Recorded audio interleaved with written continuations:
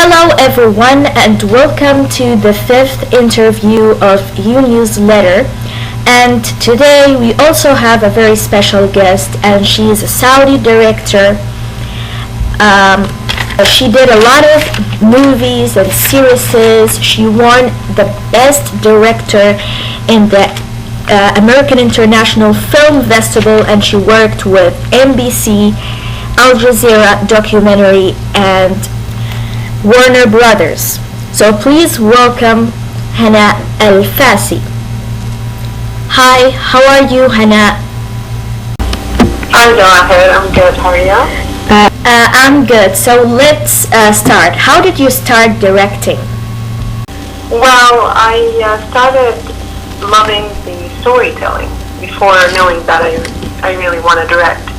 So I started with animation, actually, with 3D animation, and then from there I felt like I need something more alive, not just like a character that I animate. And then I went to study mass communication, and with that I studied filmmaking.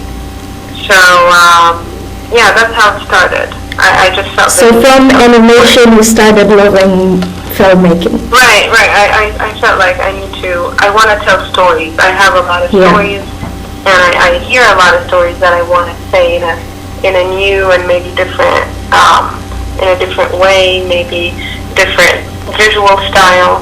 So that all comes, of course, through the years. It doesn't come all at once. Okay, great.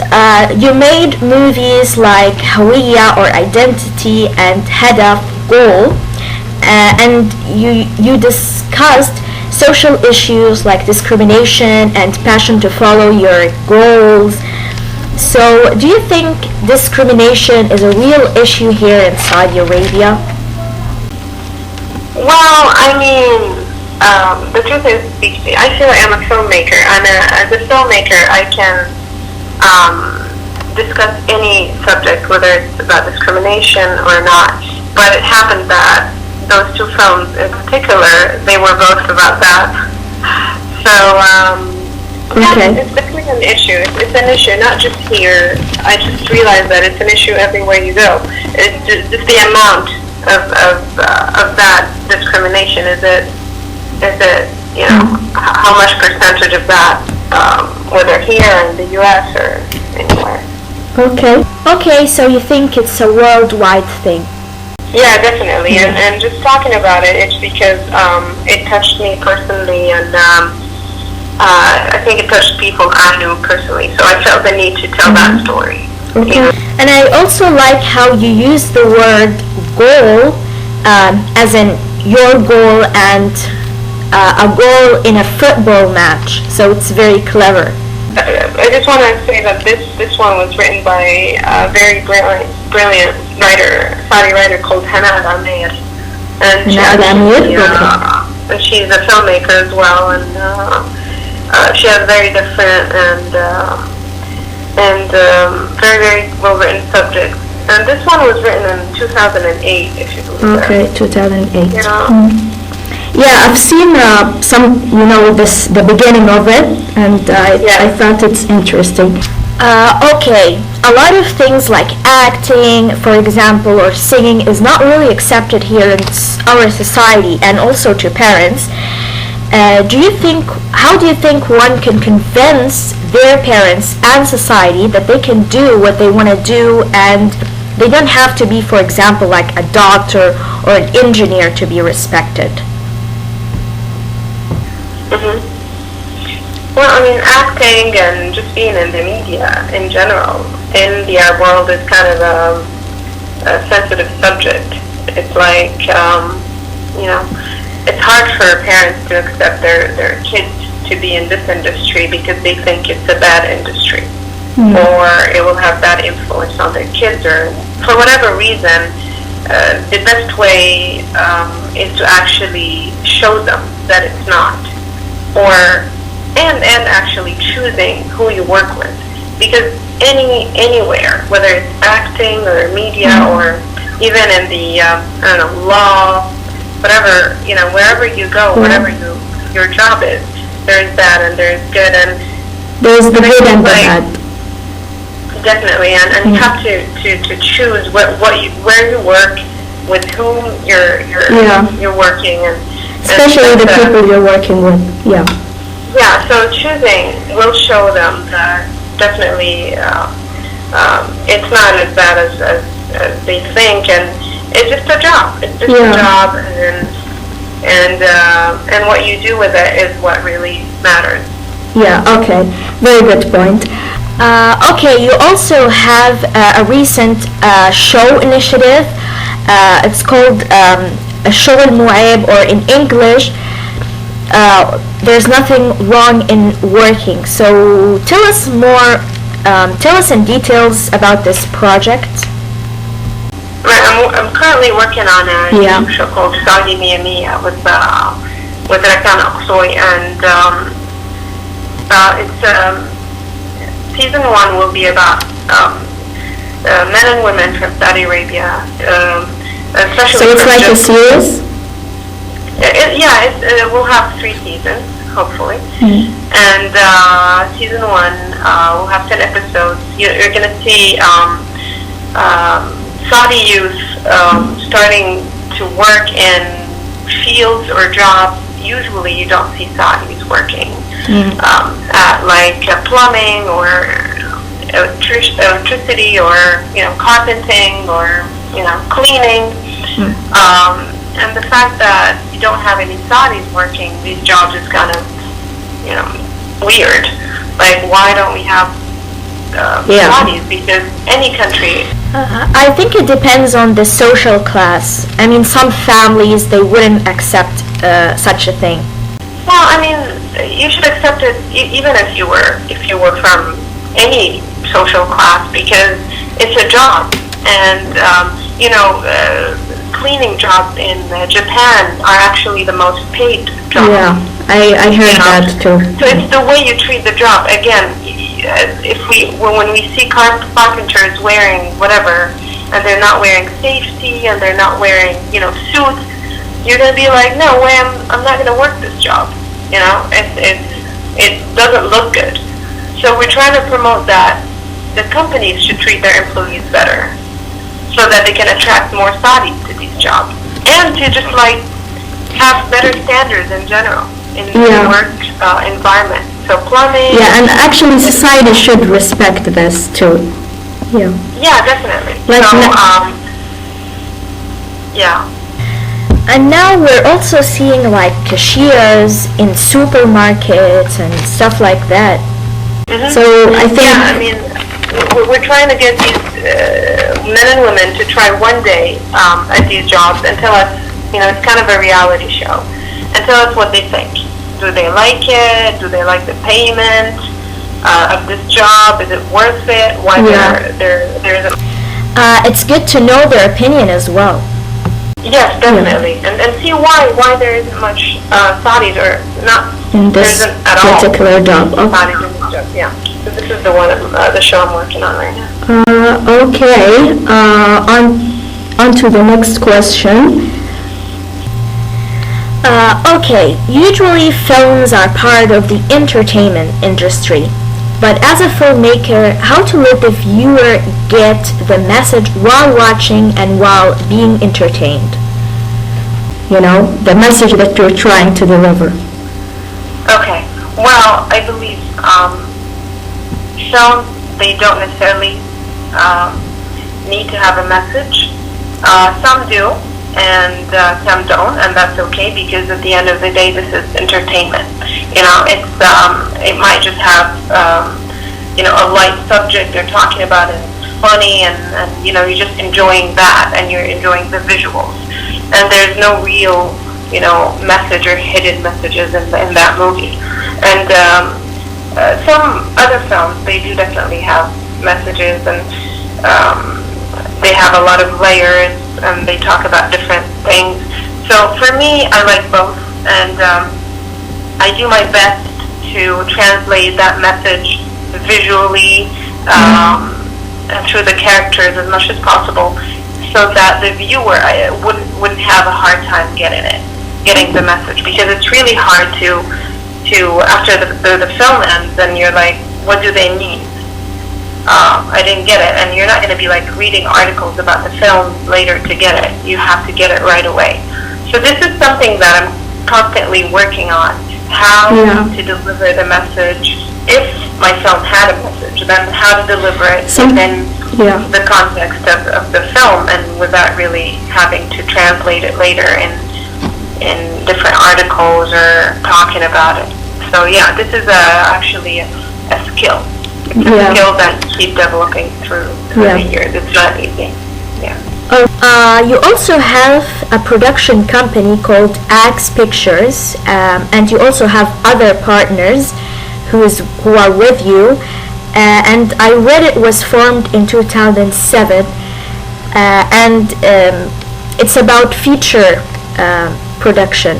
So tell us more about it. I mean, Pictures is the company I started with my mother, actually. And we started doing short films, and then it went from there to other projects. We worked with Al Jazeera, with BBC. Warner Brothers.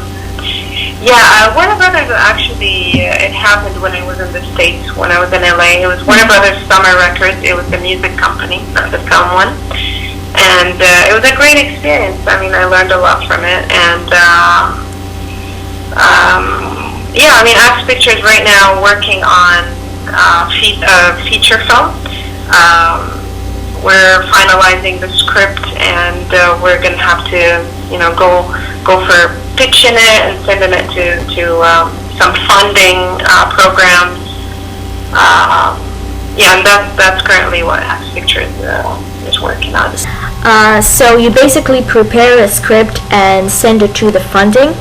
Yeah, definitely. After writing the screenplay, I submit it to some screenplay contests to get some feedback, and I send it to some producers, and then to some funding programs online, like Senate Film, or there's a lot actually. And do you also write the storyboard, or this is something else? No, the storyboard. The storyboard is the visuals. It's like the comic. Yeah. The comic book of the. Yeah. For example, what do you do in scene 1, scene 2, like this? Right. No, I don't draw the storyboard myself. You have others to help you, of course. Yeah, but we usually don't have storyboards for features. Maybe if you have a lot of money, if you have a big production. Yeah. But usually you have a shot list. And the shot list, that's what you write in after the screenplay and after scheduling and budgeting the whole film, then you go to the shot list, which is, what happens in scene 1. What kind of shots I'm going to be covering in this scene, how many shots, and all these details. Okay, thanks for clarifying that.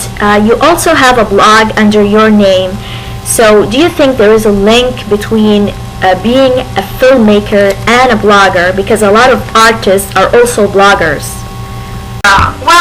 It goes I like to write. Yeah. So it started way before, I think it started around college, maybe, or after that. So I wrote poems, and then I published them in Egypt because I used to live there, and then I published them online with Sibaway as well.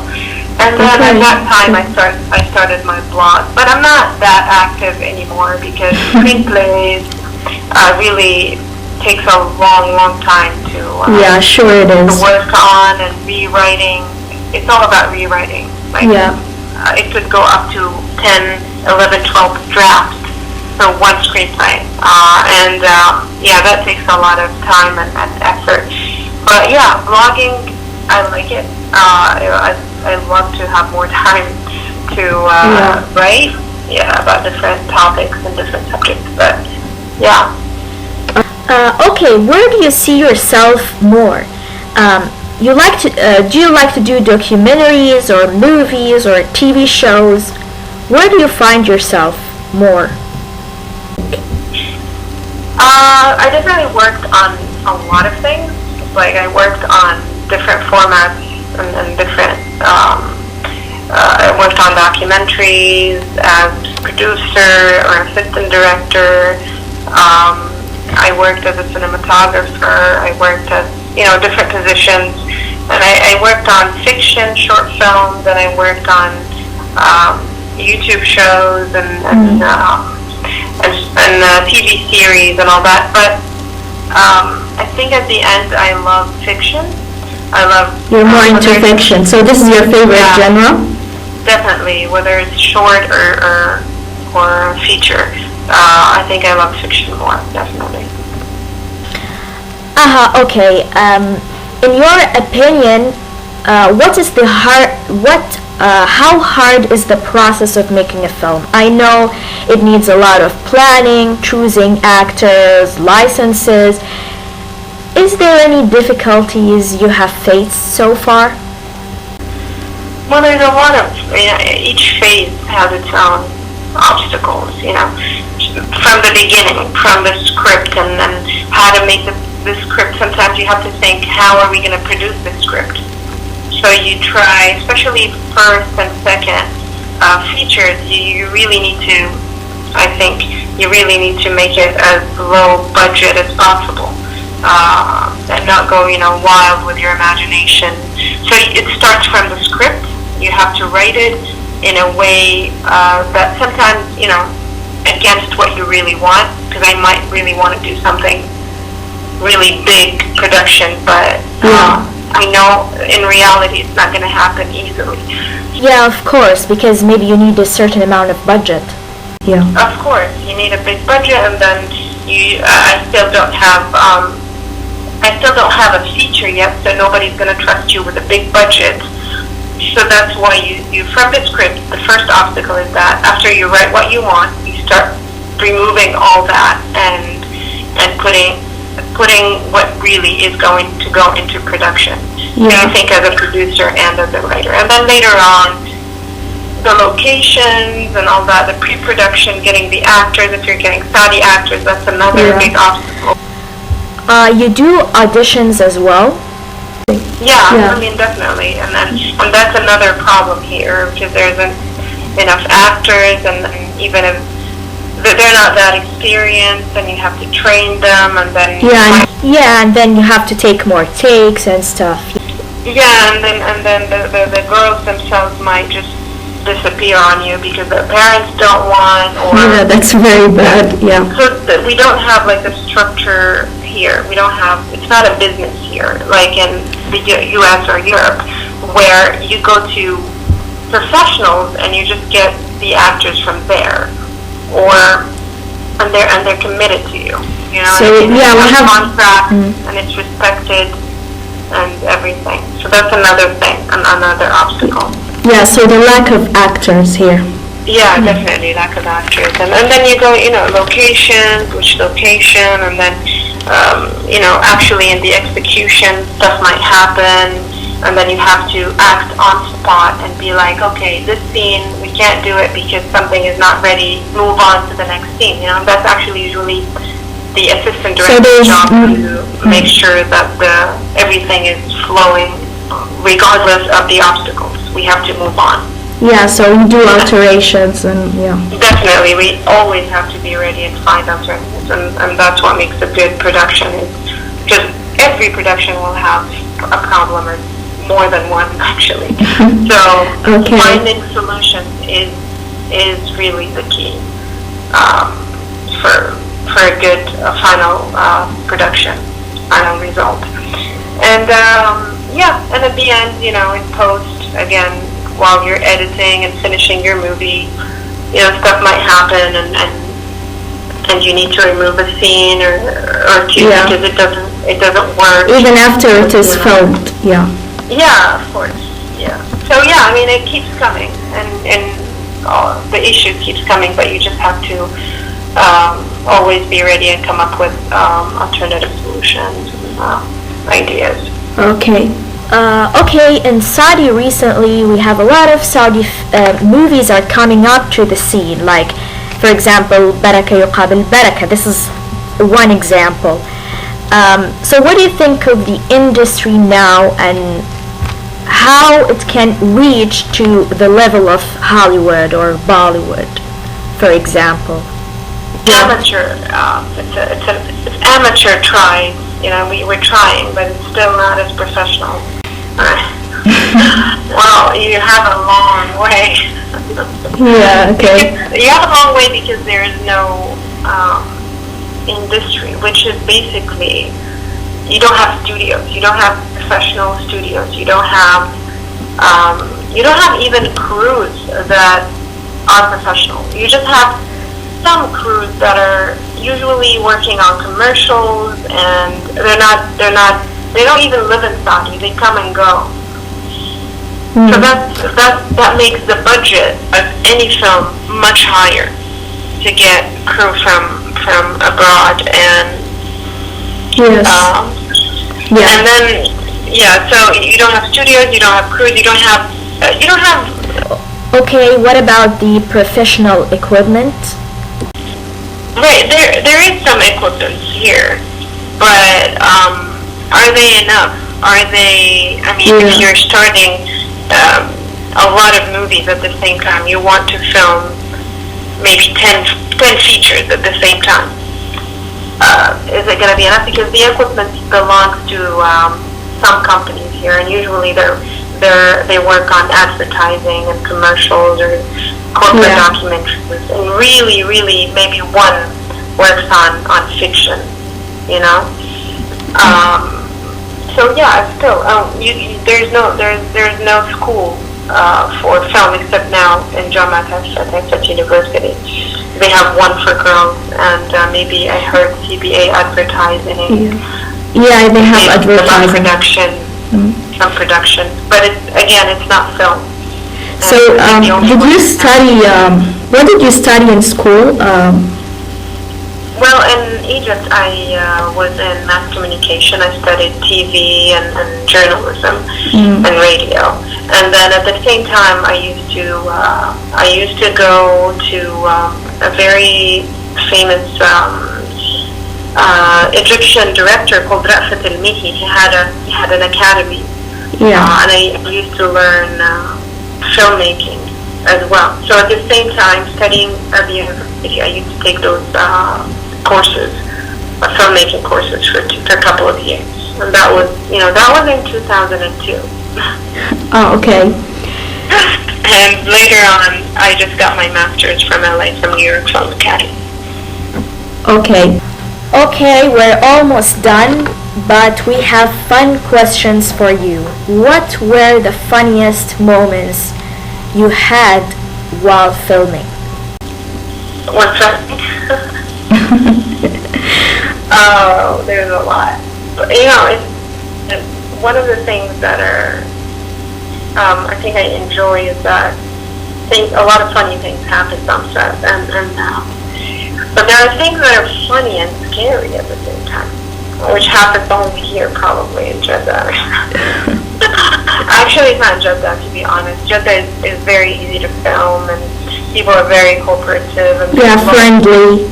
It's definitely, but when I went to Riyadh, I was working as a producer on a documentary for Al Jazeera, and the director was Lebanese, and he just got here and he didn't know about the religious beliefs thing, and that I can't be in a crew full of men. I was the only woman, and we had to film something inside a single section, and I had to make a decision, and I did. It was really beautiful there, and we took our shots and everything. But at the same time, the religious beliefs, I think someone called and they came, and I had to run and from the back door or something. It was a weird and funny at the same time. Okay. Because it never happens anywhere else, so it was interesting. Yeah. Okay, if you had to go to a planet, where would you go and why? A planet? Yeah. Doesn't have to, not Earth, of course, because people would say, I'm not sure. I mean, I don't know if I want to go to another planet and start over, you know what I mean? But yeah, I have no idea. Okay. Okay. What country or city you would like to visit and live in? Well, I think I think I'd like to live somewhere in Europe, probably Spain. That would be my ultimate goal. Where in But Spain? right now, Where in Spain? Like Barcelona or? no, I'm not really sure. Maybe Marbella or something. But Spain is beautiful, very. Definitely, yeah. Yeah. But the thing is, you know, if you want to work on film, I think the best place I found so far was LA. I'm living there for now a couple of years now. So I think it's the best place to work on things. film, and there's a lot of things going on, a lot of gigs, a lot of films, a lot of festivals, connections, and I think for now. Okay, that's maybe a very bizarre question, but if you are an animal, what would you like to be and why? What and why? Okay. Well, an animal. Wait. I used to like, but it's not an animal. I think it's an insect. I like butterflies. Insect? Butterfly. Wow. Does it count? I think so. Yeah. Okay, good. Yeah, I mean, I like butterflies. I like that they change, they adapt, that they start from, you know, something and they end up something completely different. And that's what I like to do. I like to adapt to. I don't like to be, I'm this and I'll always be this. No. You know, things change. It's good to change and explore things. Yes, I love that. And to adapt to the changes and just act based on the changes right now. Yes. So that's why I love butterflies, honestly. Okay. And thank you so much for sparing your time. You too. Thank you so much. Thank you. Sure, anytime. Right, thank you. Thank you. Thank you all for listening and see you in another interview.